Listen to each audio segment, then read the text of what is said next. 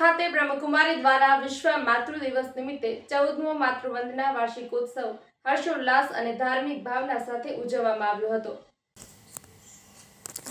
માતૃત્વના 3 સ્વરૂપ એ આ દિવસનું મહત્વ ઉજાગર કરવા યોજાયેલા કાર્યક્રમમાં મોટી સંખ્યામાં શહેર તથા તાલુકાની માતાઓ અને બહેનો ઉપસ્થિત રહ્યા હતા। કાર્યક્રમમાં મુખ્ય અતિથિઓ તરીકે માઉન્ટ આબુથી પધારેલા બ્રહ્મકુમારી સંગઠનની વરિષ્ઠ રાજયોગ શિક્ષિકા ગીતા દીદીજી, સાંચોરની જયા દીદી, પુષ્પા દીદી તથા બ્રહ્મકુમારી પરિવાર થરાદે ઉપસ્થિત રહીને ઉપસ્થિત બહેનોને આધ્યાત્મિક અને જીવનનું મૂલ્ય આધારિત માર્ગદર્શન આપ્યું હતું।